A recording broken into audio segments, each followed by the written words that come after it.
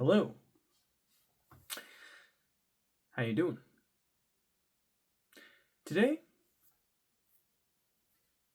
I'm currently at 151.5. That's about down a pound from yesterday. Not bad. Food eaten today included a bacon, egg, and pepper jack cheese sandwich with keto bread and mayonnaise, 2 cups of coffee, plus an additional cup with cocoa, no sugar added, erythritol and monk fruit sweetener, and half and half. Very good. Later in the day, I had a sort of vegetable and chicken soup. It had many things: celery, a little bit of carrot, a little bit of onion, and a whole lot of chicken chopped in. Very yummy. And then at the very end of the day, I had a bowl of chicharrones with Louisiana hot sauce, cheddar cheese shredded and melted on top, and a little bit of chili powder. It was okay. I then had one more bowl of chicharrones, this time with pepper jack cheese melted on top, chamoy, Louisiana hot sauce, and sriracha. It was okay. I also had a sparkling water that was lemonade flavor, 0 sugar, and a sparkling water that was watermelon flavored and also 0 sugar. Pretty good. Last thing I had today was my vitamins. All right. Well, any exercise? Just a hour-long walk around the neighborhood with my mom. And that's about it. Now, it's time for the daily update. When I woke up this morning, I was a little frightened of my cat Avery's condition. When I saw him resting in the den, I wanted to know if he wanted anything to eat. So I tried to find a can opener for some tuna, and he was following me. I couldn't find a can opener, so I instead got a can of cat food that had a little lid that I could open. And I put that in front of him, and he sniffed and he was licking the top of it, which I thought was good. I then got his water bowl with the tank, and I refilled it with fresh, clean water and put it back on top. Of course, because it didn't have the drip feed mechanism, it ended up making quite a wet mess that I needed to wipe clean. The weird thing about Avery's behavior was that he licked it, but he wasn't taking bites out of it. So I tried to take a fork and mix it up to see if that might help. Not really. So I decided to go out in the den with a cup of coffee with 2 shots of espresso, and I watched a Digital Foundry video about the unboxing of the original Xbox 360 from 2005. Even though I was never an Xbox fan or owner, I always owned PlayStation or Nintendo consoles. I found this unboxing very fascinating on the ground that it was a completely fresh in the box device that hadn't been opened ever. And so getting to experience what that was like in video form with 2 video game enthusiasts like Richard Ledbetter, who was more so reacting to it, and John Linderman, who was the one who was unboxing it. It was a really cool experience because I could see like the nostalgia and pure emotion and joy in both of their eyes. You could tell that this device really did hold a special place in their heart and probably still does. And just getting to experience those feelings secondhand was a really unique and cool experience that I greatly appreciated and enjoyed. Now, apparently, John Linderman wanted the launch Xbox 360 for a DF Retro video that they're planning on making in the future. So I'm definitely planning on seeing that video when it eventually comes out. Well, after that video was done, it kind of got me in a gamer mood. So I decided to get my Nintendo Switch Online Nintendo 64 controller, and I turned on the Nintendo Switch. Man, there's a lot of Nintendos in this sentence, isn't there? And I went to the N64 app.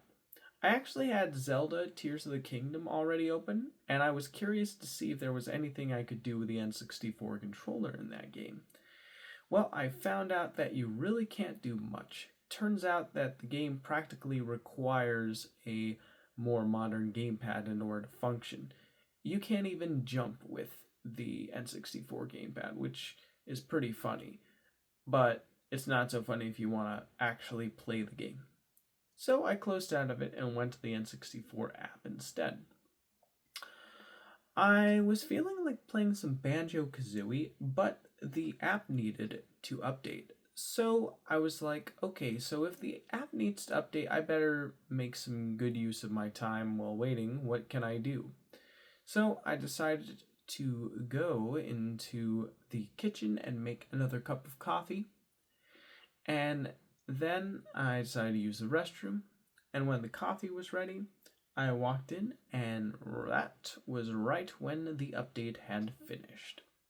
I opened the app, and there was 2 new games available on the N64 app. Killer Instinct and Ridge Racer 64. So, for whatever reason, I was drawn to playing the Ridge Racer 64 game. It just seemed interesting to me, playing an old 90s arcade-style racing title on such an old feeling piece of kit. It was sure to be a really unique experience. So I selected this game, and I was playing through it. I just want to say that the intro to this title was so corny, cheesy, and dated in the best possible way, where you were like, oh, how quaint. This is just, oh, we were making this game and we thought that this was like the hot, cool new thing, which at the time I'm sure it really was. But, you know, now the days with the more modern visuals we have, it definitely has the vibe of being like cute, you know, like, oh, this is what they thought was like high tech back then. And I guess credit where credit's due, probably was, but it is kind of funny now looking at these visuals that were quite dated. And then like they have like this character who's like the lady in the packaging of the game, who just does a walk and then like they do a pose, and for whatever reason whoever decided to edit the intro to the game decided to just copy and paste the lady pose, like the exact same pose, in every, like they interjected like into various different frames of the opening scene. I just thought that was really funny. Well, anyways, I was able to play the game, and it's pretty fun. Yeah, I really like it. I thought that it controlled really well, especially with the N64 gamepad and the analog stick that was attached to it. Such a weird controller design. I felt like they wanted to make that device for 3 hands. Really strange. But this was a very good game, and I liked it. I didn't know how to drift in the game, because I know that's a huge part of the Ridge Racer series, drifting, uh, turning tight corners.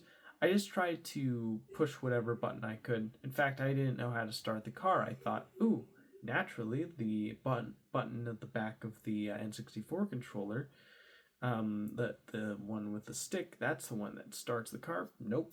Turns out that it's I think it's the A button. So yeah, I was left behind for a while, but I was able to get third place, so that was pretty cool. After that, I got my fill of the game when after watching the replay, and I was like, I kind of want to play some Banjo Kazooie now. So I jumped out of the game and I went to Banjo Kazooie, and this was a really interesting experience. When I started the game, I found it a little hard to get into because I'm so used to Mario 64. Like, the way Mario controls in a game like that is just so smooth and precise, and the way the character is able to interact with the world is so intuitive. Banjo Kazooie, it's intuitive once you learn it. It's like learning a new language. But when I started, I was confused. I didn't really know what I was doing, and so I was having a difficult time really getting into it. And so the game had sort of a cryptic and confusing feel for a little bit, and the old visuals definitely helped with that cryptedness because they were so abstract looking. But once I was able to get the hang of things and understand how to use the run button with Kazooie being the legs of the group, if you choose to do so, or the shooting button with the eggs you projectile shoot at enemies, or the different attack moves like rolling into or punching, I was able to get a hang of it, and it started to get really fun as I started getting deeper and deeper into the experience, and I really liked it. I was able to collect a lot of the all of the Jinjos, or I think that's what they're called, from the Skull Guys mountain level, and after that, I explored a little bit of Gruntilda's cave before eventually I had my fill of the game, so I decided to turn it off. But first, I wanted to hit the save and exit button, and you'll never believe what happened. They decided to play the cutscene that they play if you die in the game. So I just thought that that was an interesting choice because, I mean, like, I'm done playing for now and I want to move on and do something else. And it's like they're kind of punishing you for saving and quitting by showing you, like, what happened to Banjo's sister, Tootie, I think was her name. So I just think that that was an interesting creative decision they went with. Well, anyways, after I turned off the game and turned off the TV, I decided to go into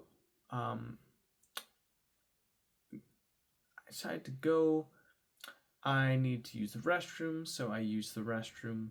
When I was done, I decided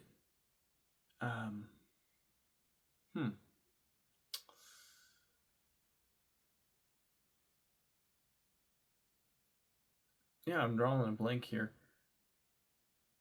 I remember I was listening to a John Monroe Institute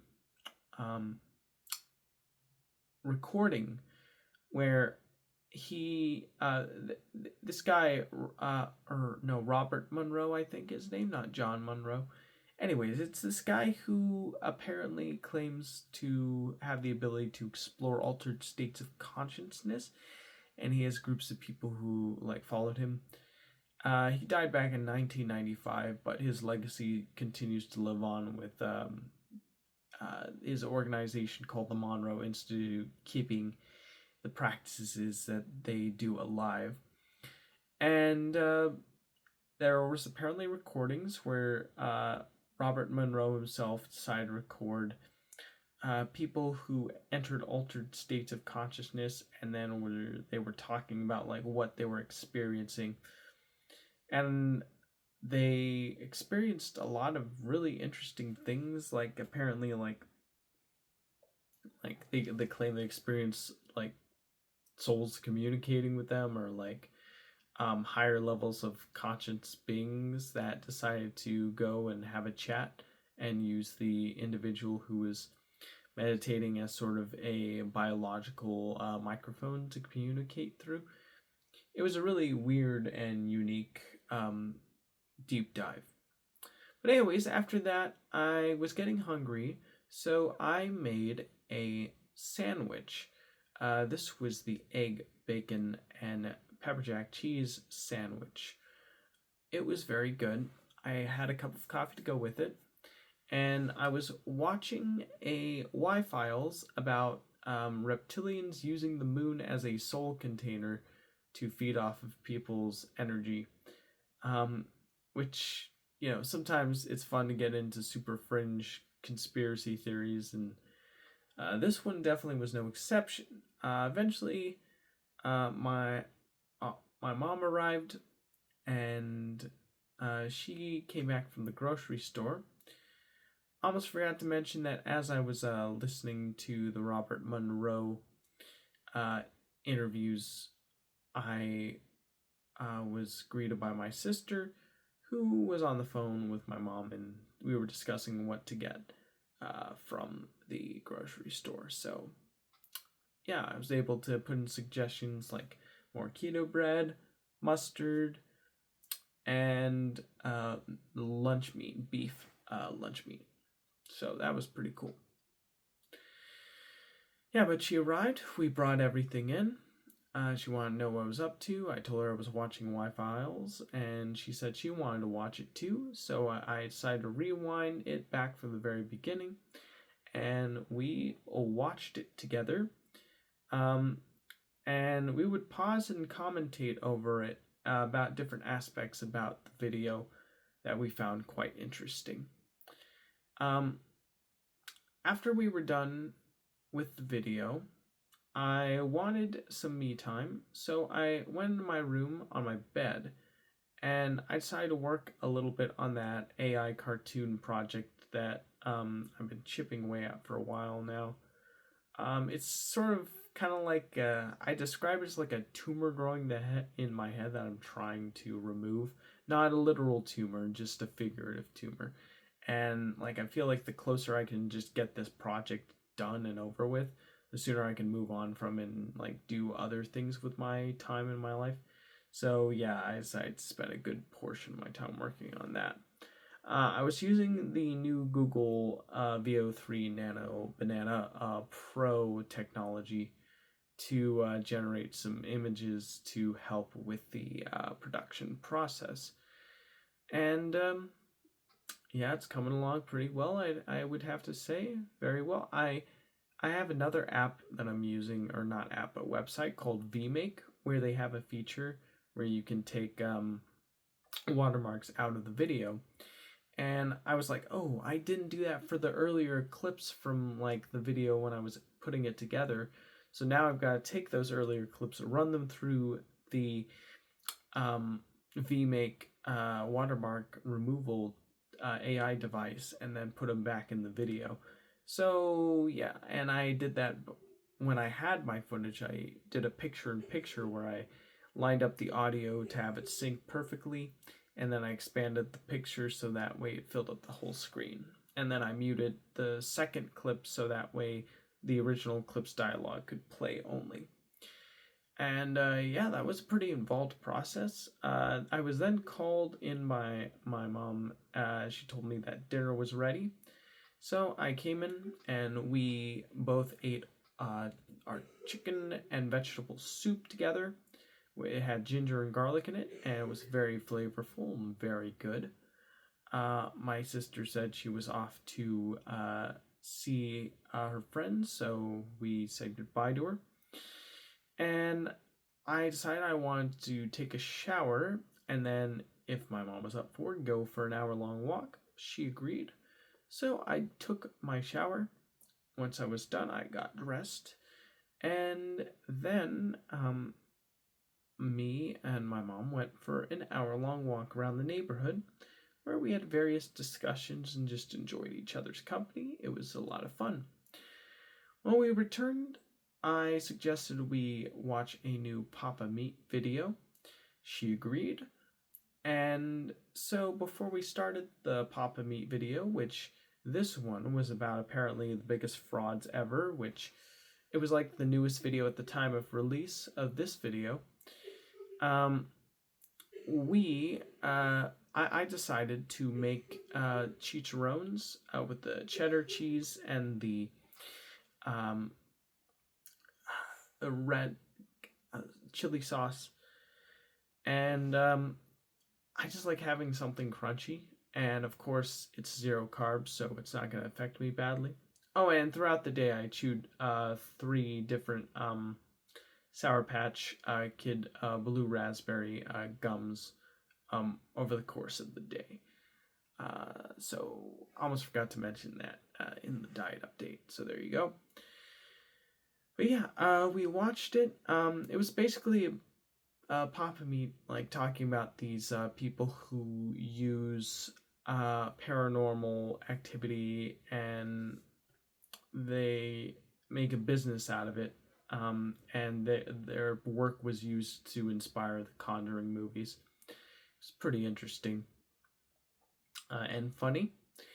And then I noticed there was a video that was recommended to us that I actually started watching when I was taking a break from working on the AI animated video, where it was a lady talking about her experience with The Wizard of Oz at the Las Vegas Sphere. And I was 7 minutes into the hour-long video, and it was very interesting. So I asked my mom if she'd be cool if we watched that, and she said, sure. So I started from the very beginning so she could get caught up and have context for what was going on with the video. And we had a pretty good time watching this. Basically, the video was about how, like, the creator of the video was against taking original art that was framed and designed in a way to experience it on a certain ideal way, but because like the movie's trying to be optimized for a unique viewing experience like the Las Vegas Sphere and a 4D ride, they basically took extreme liberties by using generative AI to expand the scope of the film to make it enwrap your like entire peripheral vision. And she was basically just talking about how she didn't really like that and didn't agree with the ethics behind it. But she also acknowledged that there are people who do get genuine enjoyment out of the production, and that she and not in any way was trying to put down the people who put a lot of time and energy into getting the project working, nor the people who genuinely get joy from the project. But she was just sharing her opinion and her idea of why she believes the project is not like amazing to her. So it was a really unique and interesting video, and it even convinced me and my mom that we're like, yeah, this does seem kind of sketchy, not gonna lie. But after we were done watching that, my mom decided to turn in for the night, and so I decided to continue working on my AI animated video. And eventually, and as I was working on it, I was listening to like YouTube videos on the TV in the background, like a binging with Babish, where he made a lava chicken video where he tried to cook a chicken with lava. Ended up failing horribly because the chicken couldn't be heated with lava long enough to be properly thoroughly cooked and eaten at a safe temperature. So yeah, they just made a unique deep fried chicken with hot sauce on it to try to replicate what like the taste of like a hot chicken, but not a literal like lava chicken. So it was really delicious looking chicken, by the way. I would have eaten that. Maybe the hot sauce would have been a bit much, though, not gonna lie. But the chicken looked amazing. And there was like the guy who like does steak videos in there, which was a unique crossover I wasn't expecting. So that was cool too. I really like that. He has great enthusiasm, the guy who does the steak videos. Another video I watched was working on my little project, getting rid of all the watermarks, was a video of a guy talking about Shrek and how it started like as a weird edgy 90s like movie animated film, low budget, and then it transformed into a higher budgeted like family friendly film instead. So yeah, pretty cool video. Then I was done watching that, and I was done with working on my video at the time because my sister had arrived. I greeted her. I asked her how her time was. She told me about it. It was pretty interesting. And then I decided to take my vitamins, brush my teeth, and I'm going to go to bed now. I go to work from 2 to 11, so I'm closing tomorrow. And I do work for the next 4 days in a row. Next week's my first 40-hour work week, and I think what feels like probably 2 months. So very grateful for that. And I'm very grateful for today. It was a good day today. Oh, and I did have a dream. One more thing before I leave. My dream was interesting. I was at my job, and I was entering like this really large, like dark looking rec room where they were making like cheeseburgers on like a grill with like a spotlight shining on the person cooking them, and they were handing these cheeseburgers out with like snacks that were on the table. So I got the cheeseburger, and I got like chips, and I got like a Gatorade, but I kept on accidentally dropping them like I had the worst butterfingers ever. And I was like, eating the food, and I was enjoying it. I enjoyed so much I wanted more. When I went back to get more, there was only one burger left on the grill, so I made my burger, but there was no more snacks. But I was told that the snacks were in a back storage room. So I went to the storage room, and I got stuff like mac and cheese and Cheez-Its and chips and things like that. Yeah, I went crazy in the dream. I think that's pretty funny because like I'm on a diet right now, but I am planning on going off the diet for the Thanksgiving potluck at work as well as Thanksgiving itself, which is unusual for me because I'm trying to get down to the perfect weight for me currently, which is like 145, and those dates are fast approaching. But as soon as Thanksgiving is over, I'm definitely gonna hit the reset button and go back to 3 weeks at least until I hit my 145. Then it's going to be every 2 weeks there will be a cheat day, unless of course if it's a holiday or birthday. And just gonna do my best to maintain my new weight. So yeah, that's pretty much it. It was a pretty decent day off, I'd have to say. Very relaxing day off, and yeah, I'll give it a thumbs up. All right, well, I'm going to go to bed now, so thank you for watching, and I'll see you in the next video. Take care, everybody.